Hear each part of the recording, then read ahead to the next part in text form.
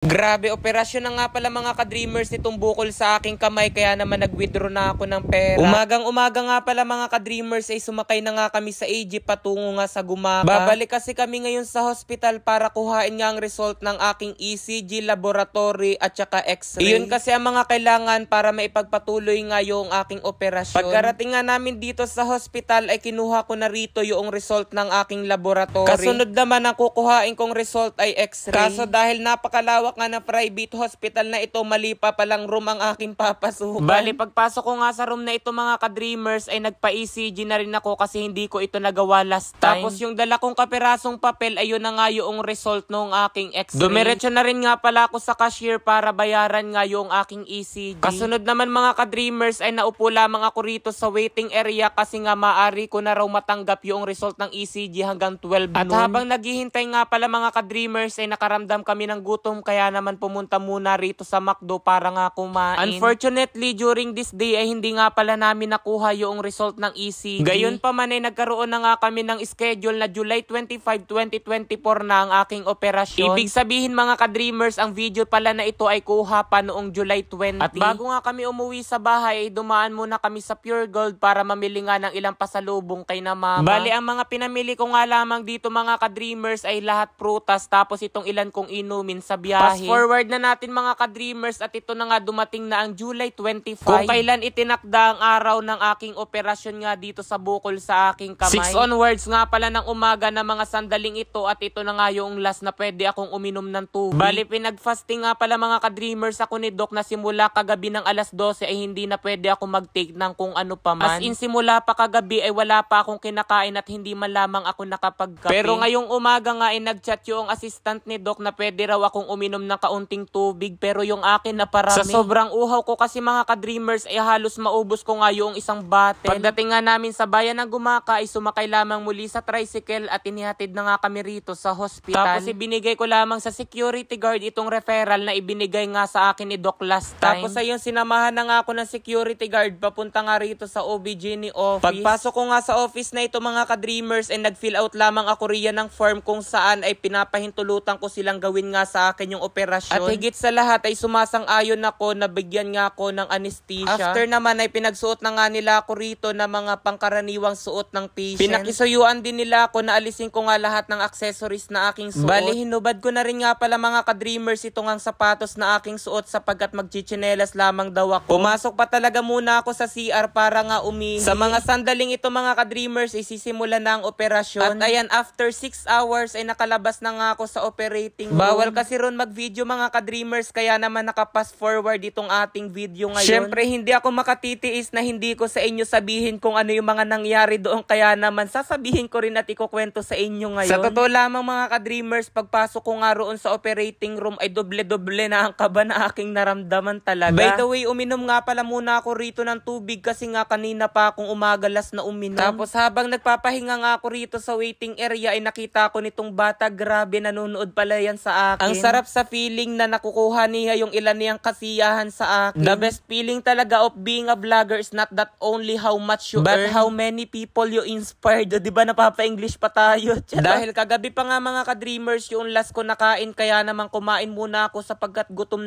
na talaga. Ay hala, mabalik nga tayo doon sa pangyayari sa aking operasyon. Sa sobrang kaba ko talaga mga ka-dreamers ay nakadalawang tusok nga sa akin ng karayom kasi wala nga makuha sa aking dugo. Diba kung mapapansin ninyo sa mga video ko ay labas na labas ang litid ko sa kamay. Ay naku, pagpasok ko sa operating room lumubog lahat. Kaya naman nakadalawang try pa nga sa akin yung nurse para itusok yung karayom kung saan ilalagay nga yung swero. Tapos habang kinukuhaan nga ako ng isang nurse ng dugo ay binibipihan naman ako noong isa. After naman nun mga ka-dreamers ay in-inform ako ng nurse na may i-inject nga raw sa aking gamot para hindi ko maramdaman yung pananakit ng tiyan ko kasi nga kagabi pa ako hindi ko makain. Grabe, ganoon pala mga ka-dreamers, kapag o-operahan kailangan 8 hours kang hindi kakain bago yung operasyon. At dahil nga roon mga ka-dreamers sa aking palagay kaya nga ako naging dehydrated. Kaya kung mapapansin ninyo ay may dalawang bulak ako rito kasi nakadalawang ang turok sa akin ng karayom. Grabe, kakaiba mga ka-dreamers yung feeling nung in-inject nga sa akin yung gamot kasi nga ramdam ko yung pagdaloy sa akin. After naman ng ilang minuto ay dumating na nga si Doc pati yung anesthesiology. Tapos yun may inilagay na lang na oxygen sa aking ilong. At natatandaan ko pa talaga mga ka-dreamers bago nga ako nakatulog ay sinabihan ako na i-inject na nga raw sa sa akin yung pampatulog. Grabe, limot ko talaga yung pangyayari kasi hindi talaga ako nakaramdam ng antok at pagka-inject sa akin ay parang pakiramdam ko ay biglang tulog agad ako. At yun, after nga ng almost 6 hours mga ka-dreamers ay nakalabas na ako sa operating room at ito na nga palang hitsura ng aking kamay. Grabe, thank you Lord for successful operation. Syempre, best regards sa mga nag-abyad sa akin doon sa hospital, lalo na nga kay Syempre, kay na ate at kuya na sumama pa nga sa akin sa operation kaso hindi naman sila nakapasok sa loob kasi bawal nga. At pagkagising ko nga pala mga ka-dreamers ay kinausap ako ni Doc na kailangan nga raw ipabiopsy yung bukol na nakuha kasi para malaman kung ano nga ba raw iyon. At nang ipakita nga sa akin ni Doc yung bukol na nakuha ay para siyang tosino. Grabe, parehong-pareho sila mga ka-dreamers ng tekstura. Sayang nga hindi ko na videohan kasi bawal nga iyon doon. At ang video nga pala na paglilinis na ito mga ka-dreamers ay kuha after 24 hours at grabe medyo namamaga nga yung aking kamay. Bagong gising nga ako sa mga sandaling iyan kaya kung mapapansin ninyo ay napaka-oily talaga ng aking mukha. Pero bilin kasi ni Doc ay kailangan ngang linisan pala. Halababay na mga ka-dreamers.